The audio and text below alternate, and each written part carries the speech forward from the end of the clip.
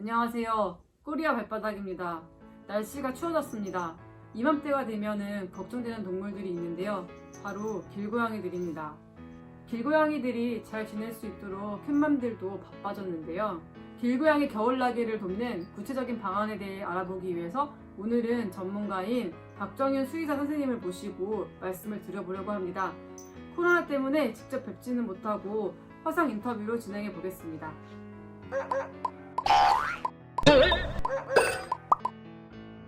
안녕하세요. 박정윤 수의사입니다. 님의 강요에 못 이겨 강제로 나왔습니다. 지금 혼자 있기 때문에 마스크를 잠시 벗고 화상 인터뷰를 하도록 하겠습니다. 선생님 먼저 그 겨울에는 길고양이들이 물을 마시지 못하는 게 가장 그 문제라고 하던데요. 그 고양이들에게 물은 얼마나 중요한 건지 좀 설명 좀 부탁드립니다. 고양이들도 몸의 80% 이상이 수분으로 이루어져 있잖아요. 그런 상태에서 겨울에는 사료만 먹는 길고양이들은 특히나 더 물을 얻어먹기가 힘들어요.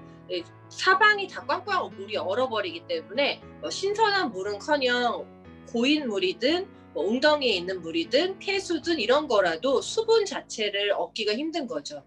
그래서 물이 더 이제 구해서 먹기 힘들다 보니까 탈수나 신부전 여러 가지 문제들이 이제 대사성 질환이 올 수 있게 됩니다. 그 겨울철 물이 얼다 보니까 사람들이 길고양이에게 이제 물을 줄 때 어느 점을 좀 낮추게 하려고 설탕이나 소금을 좀 섞어서 주면 좋다 이제 이런 얘기들이 있는데요.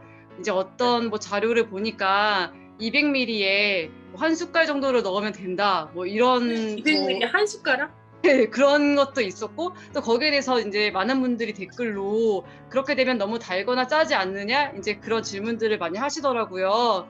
그래서 그렇죠. 네. 그 설탕이나 소금물을 그러니까 물론 그냥 물이 좋을 것 같긴 한데 그래도 이제 그거 섞어서 주는 게 그나마 좀 도움이 될지 그리고 양은 어느 정도로 주면 좋을지에 대해서 좀 여쭤보고 싶습니다.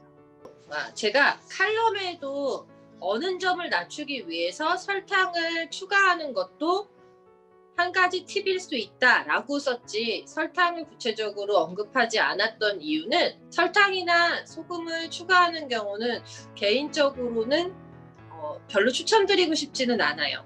단 내가 핫팩이나 보온 물그릇을 만들어줄 수 없는 경우에 물을 급히 줬을 땐 그나마 이렇게 좀 설탕을 타서 어느 점을 좀 낮춰주는 하나의 대안일 뿐이지 설탕이나 소금이 그냥 신선한 물보다 더 좋은 건 아니거든요. 신선한 물이에요. 물이 얼지 않도록 해주기 위해서 하는 대안일 뿐이라는 걸 꼭 기억하셔야 되고 아까 200ml에 한 스푼이면 안 먹는 이만 못한 상황이 될 수 있습니다. 몸에는 나트륨과 이런 전해질들의 밸런스가 있거든요. 삼투압이 끊임없이 이 세포막에서 이루어지고 있는데 그럴 때 뭔가 이온에 문제가 생기면서 심각한 산증이 온다거나 다른 문제가 올 수 있어요. 그러니까 제가 볼 때는 그거는 좋지 않고요. 아마 그래서 이제 댓글에 그런 반대하는 글들이 나온 것 같고 저는 용량이 딱 정해진 건 아니지만 굳이 준다고 그러니까 줘야 하는 상황이라면 어쩔 수 없이 설탕을 첨가해야 되는 상황이라면 1리터에 한 티스푼 정도? 그냥 그 설탕을 일부러 첨가해 주시지 않으셨으면 좋겠어요. 사실 제일 중요한 건 그냥 신선한 물입니다. 많이들 이게 마치 그게 겨울에 꼭 그렇게 줘야만 하는 팁처럼 잘못 와전된 경우가 많아서 이 얘기는 꼭 드리고 싶었어요. 한 가지 더 만약에 팁을 드리자면 설탕이나 소금이 아니어도 돼요.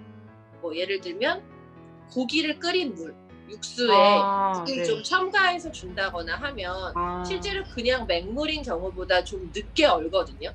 늦게 온다기보다 좀 천천히 얼 수 있어요. 어느 점이 그거 역시도 낮아질 수 있기 때문에 그것도 하나의 방법이 될 수 있습니다. 네. 그러니까 제일 신선한 물이 좋지만 당일 너무 영하 10도 이하로 엄청나게 추운 날이라서 주자마자 바로 얼어버릴 것 같은 그런 상황인데 핫팩이나 이런 게 없을 경우에 이제 좀 피치 못하게 그래도 조금 이제 어느 점을 낮추고자 할 때는 좀 그 설탕 조금이라든지 그 육수를 좀 물에 살짝 섞어주는 그런 게 도움이 된다는 말씀이시죠? 네.